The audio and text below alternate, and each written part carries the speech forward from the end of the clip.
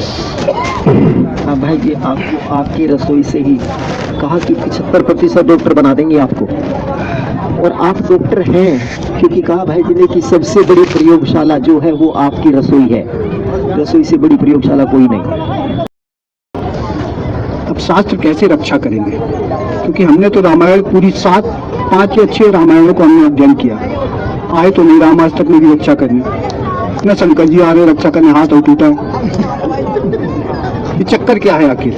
लेकिन सत्य यह है कि जब उन नियमों को हम मानेंगे तब अपने आप हमारी अपनी रक्षा होती है, अपनी आप रक्षा होती है। किस नियमों को मानना है? वही नियम मानना है जैसे प्राणायाम के लिए बात करें, जैसे योग के लिए बात करें, या रसोई को यहाँ से जोड़ने की कोशिश करें, उन सारे नियमों को मानने की बात करें, तो सबसे पहले हमको भगवान कृष्ण को गीता में देखना पड़ेगा। और गीता में भगवान कृष्ण जो कहते हैं युक्ताहार विहारस्य युक्ता चेष्टस्य कर्मसु युक्ता सपना बदोदशी योगो भवति दुखा। बोले सुबह से शाम तक उठने बैठने चलने फिरने खाने पीने 15 दिन बीत जाते हैं, शुक्ल पक्ष में क्या खाना है, कृष्ण पक्ष में क्या खाना है, इस ऋतु है तो इस ऋतु में कैसे रहना है, उस ऋतु में कैसे रहे। अब ये संभव नहीं है कि गर्मी अत्यधिक होगी आप कोट पहन करके और जैकेट पहन करके घूमोगे, उसमें आपको हल्के कपड़े पहनने ही पड़ेंगे। उन नियमों के रहने को उन्होंने कहा कि इसी को योग कहते हैं। और ये जो बार बार अहिंसा की बात करें, उसमें बात करें, उसी कृष्ण ने, भगवान कृष्ण ने गीता में खड़े होकर के कहा, उनसे कहते कहते जो भगवान वो अर्जुन से कह रहे हैं कि क्रोध मत करो, विषय वस्तु का ज्ञान प्राप्त करो अर्जुन।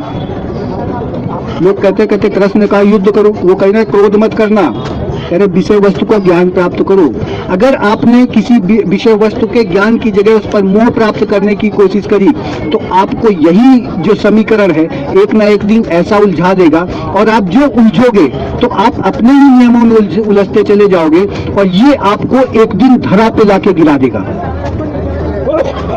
और यही बात जो क्रोध न करने वाली बात है, यही अहिंसा को प्रतिपादित करने वाली बात है। यही बात भगवान राम भी लक्ष्मण से बार बार कहते हैं।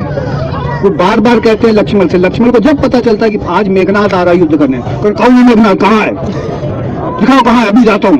तो राम कहते शांत हो जा, पहले शांत हो, पहले अपने आप को शांत कर। शांत करेगा, जब तू शांत करेगा तब तेरे विचार जो है एक उसको देख करके कार्य करेंगे। अगर तू उत्तेजित होकर के गया तो वो कुछ करेगा, तू कुछ करेगा। पहले शांत हो जाओ, शांत हो जाने के बाद फिर रणभूमि में जाओ।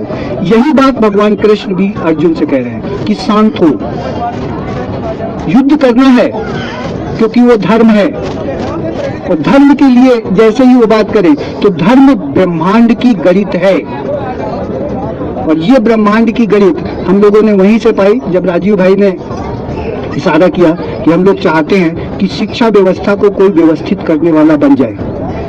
जब उनसे बात करी तो उन्होंने कहा कि ऐसा करो कि स्वामी दयानंद सरस्वती पर और रिसर्च होना चाहिए अभी, क्योंकि उन्होंने मैकाले के सामने कुछ दिया। हम लोगों ने खोजना चालू किया तो 1876 के कुछ डॉक्यूमेंट्स हम लोगों के हाथ लगे, और वो जो डॉक्यूमेंट्स 1876 के हाथ लगे वो सहारनपुर के एक बाल मुकुंद मिश्र जी हैं, उन्होंने पूरी की पूरी चिट्ठी बना करके उसमें लिख करके दिया है कि क्या क्या पढ़ाया जाना चाहिए। तो उसमें वाल्मीकि रामायण का भी नाम है कि वाल्मीकि रामायण पढ़ाई जानी चाहिए।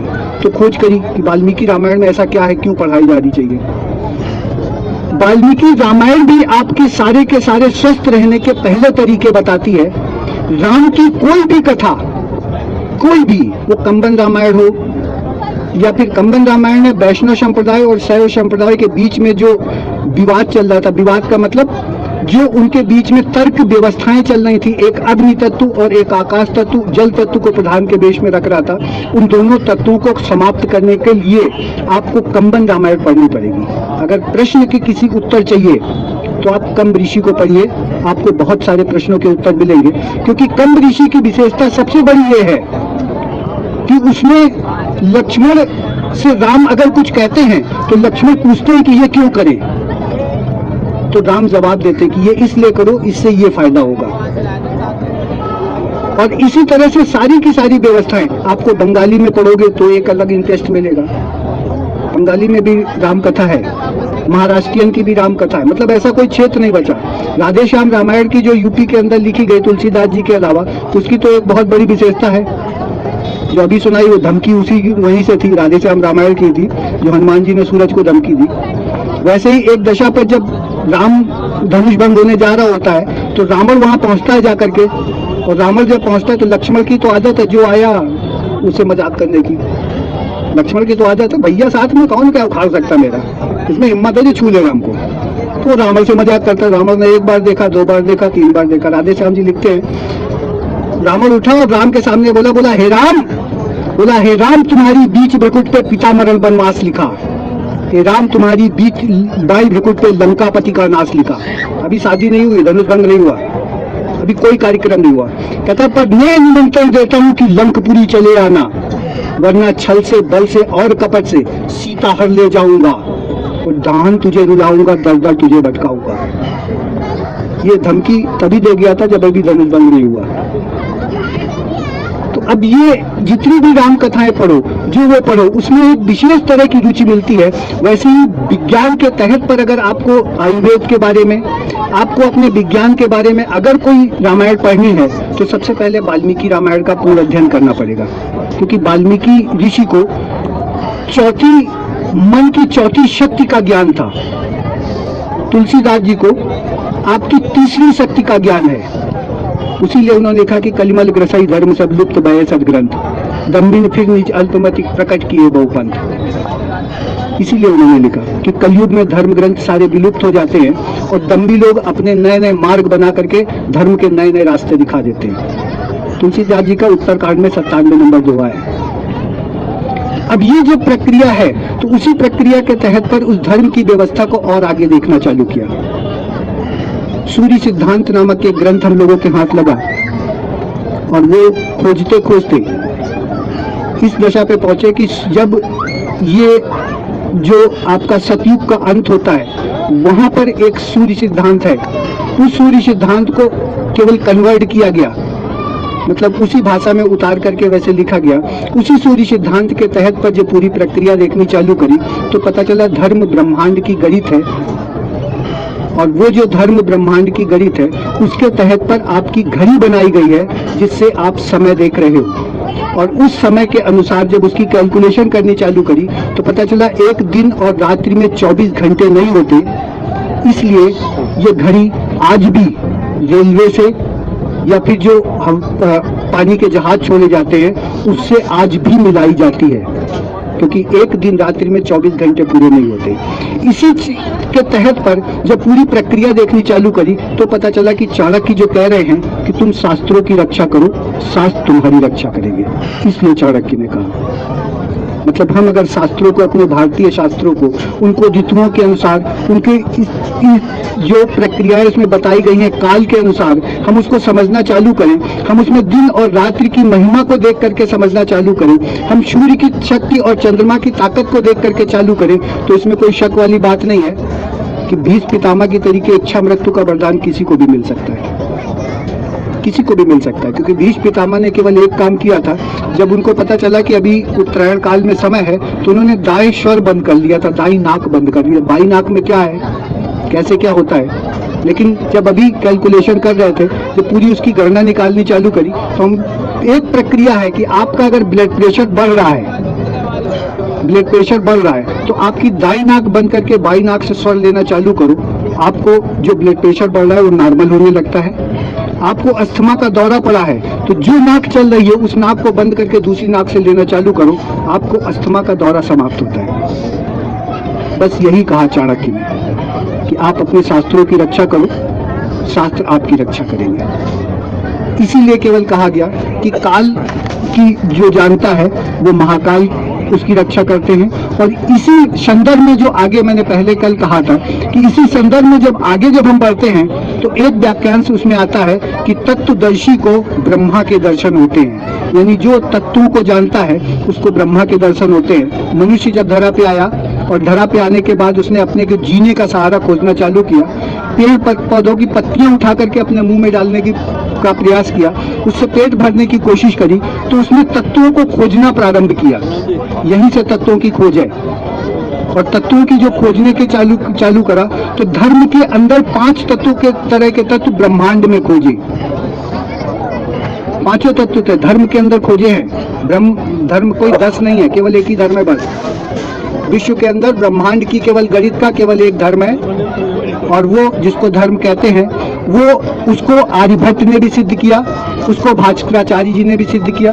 उसी के दम पर ये ट्रिग्नोमेट्री, अलजेब्रा, जो आज फिजिक्स, केमिस्ट्री जो पढ़ाई जा रही है, वो सब उसी के दम पर है।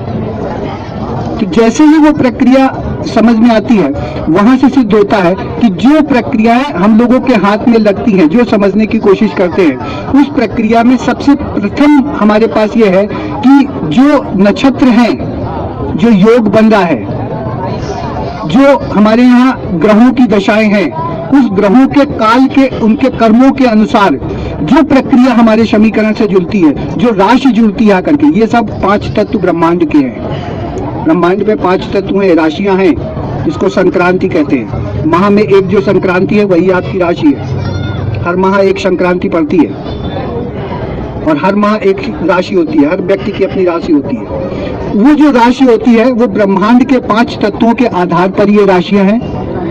उसी तरह से जो वनस्पति में जब व्यक्ति गया, जब मानव ने आगे खोज चालू करी, तो वनस्पति में भी 5 तरह के तत्वों को खोजा। ये पत्ती से लेकर के जड़ की, या तने की, या उसके जो डंठल की, वगैरह वगैरह जो भी प्रक्रिया उसमें बताई गई कि बीज की ये विशेषताएं हैं, ये उसके 5 तत्व हैं। आगे बढ़े और स्वयं पे खोज चालू की, यानी जीव पे खोज जब चालू की, तो उसने 5 तरह के तत्व अपने शरीर के अंदर खोजे, मानव जीव के अंदर खोजे। और उसमें तुलसीदास जी ने जो लिखा कि क्षितिजल पावक गगन समीरा पंच तत्व ये उदम शरीरा, 5 तत्वों से बने हुए शरीर का पूरा विवरण वहीं से है, यानी वाल्मीकि ऋषि ने भी किया। एक मुस्लिम का भी है, उन्होंने लिखा कि लिखे तो क्या लिखे राम के लिए, ये वाल्मीकि और तुलसी ने कुछ छोड़ा ही नहीं, और सच में कुछ नहीं छोड़ा। जो प्रक्रियाएं वहां से हैं, वो सारी की सारी आपके जो तत्वों का आधार है, जो भी जैसे भी ये ग्रहों का आधार है, उनके संक्रांति के दम पर या राशियों के दम पर जैसी वो प्रक्रिया करते हैं, उस सारी की सारी आयुर्वेद का आधार आपका रामायण के अंदर है, राम कथा के अंदर है। और ऐसी ऐसी जड़ी बूटियों की दशाओं पर हम लोग खोज नहीं पा रहे हैं, क्योंकि बहुत सारे नाम ऐसे हैं जो वापस ही नहीं मिलते। लेकिन एक अद्भुत संजीवनी है जिसके बारे में सबको पता है, और उस संजीवनी की सबसे बड़ी विशेषता यह है कि हनुमान जी लेके आते हैं, सिर्फ लक्ष्मण को सुहाई जाती है और वो उठ के बैठ जाते हैं, लगाई नहीं जाती है, उनकी चोट पे लगाई नहीं गई है, वो सिर्फ सुहाई गई है, लगाई गई, सुहाई गई थी, केवल पिलाई नहीं गई है।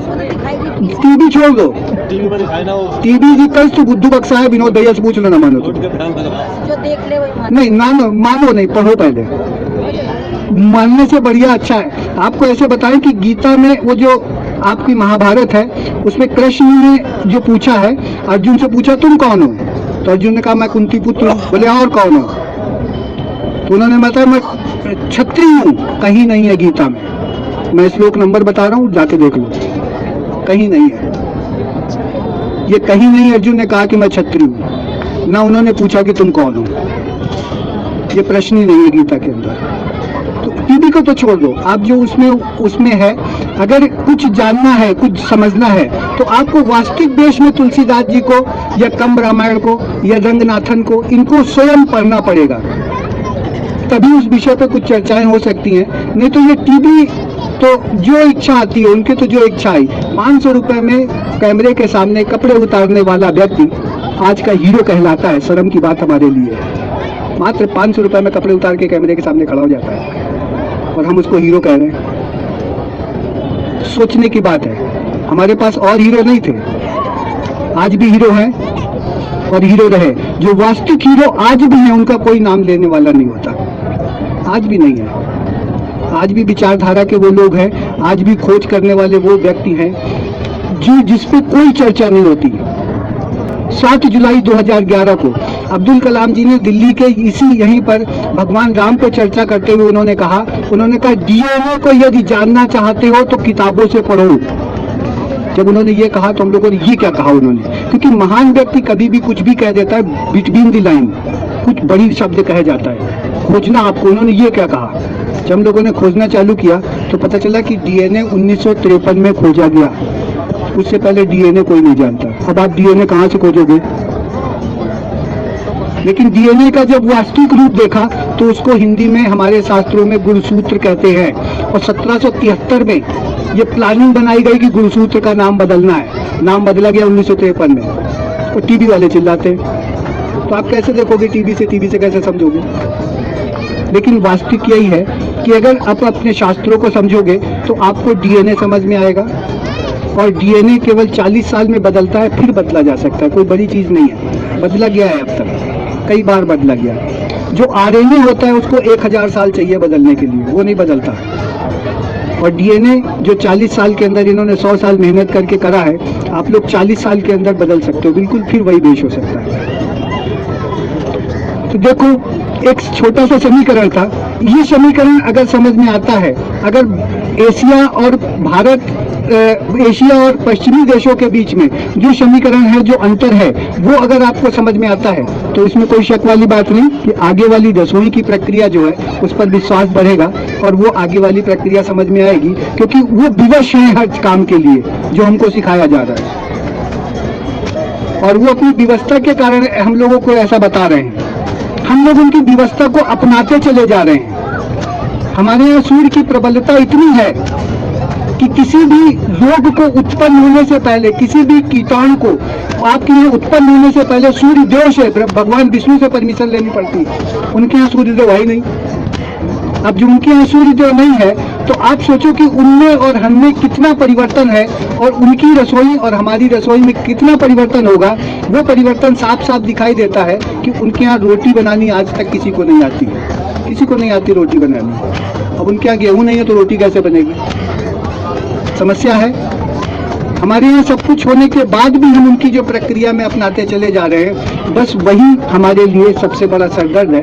इस प्रक्रिया को जैसे ही हमारे शरीर के अंदर से हम समझते हैं, उस प्रक्रिया को जैसे ही हम अपने ऋतुओं के अनुसार समझने की कोशिश करते हैं, तो आप विश्वास करो कि आपको रसोई से सारे के सारे जो समीकरण हैं वो आगे समझ में आएंगे। क्योंकि आगे अब जो बात हम करेंगे वो बात पित्त कफ के साथ मन क्रम वचन को कैसे वर्णित किया गया है, कैसे उस पर कार्य किया जाए, उस पर काम करेंगे। क्योंकि अब ये बात होगी कि 0 से लेकर के 14 साल तक कफ के असर में बच्चा अगर रहता है तो आप क्या करो उसके साथ में। ये सारी प्रक्रियाएं हैं आयुर्वेद के अंदर। 14 साल के बाद 60 साल तक व्यक्ति अगर पित्त के असर में रहता है तो उसको पित्त के जो दोष आएंगे उससे कैसे निपटा जाए, आपकी रसोई है, ऋतुओं के अनुसार कैसे निपटा जाए, इस काल से कैसे निपटा जाए। फिर 60 साल के बाद जो व्यक्ति है वो बात के असर में रहता है, और बात हमारे देश का प्रधान रोग है, क्योंकि बात प्रधान देश में रह रहे हैं हम लोग, तो बात तो आएगा। अब बात जब आएगा तो बात से कैसे उसको बूढ़े व्यक्ति को बचाया जाए, उसकी प्रक्रिया पर बात होगी। लेकिन सबसे पहले ये प्रक्रिया जान लेना जरूरी है कि हमारे और उनके विचारों में अंतर हमारे पर्यावरण और प्रकृति से है। उनकी पर्यावरण और प्रकृति और हमारे उसमें बहुत बड़ा अंतर है। तो इस जानने के साथ हम लोग आगे बढ़ेंगे और इसके बाद की आगे वाली प्रक्रिया की बात करेंगे। सभी को आभार है, सभी को धन्यवाद।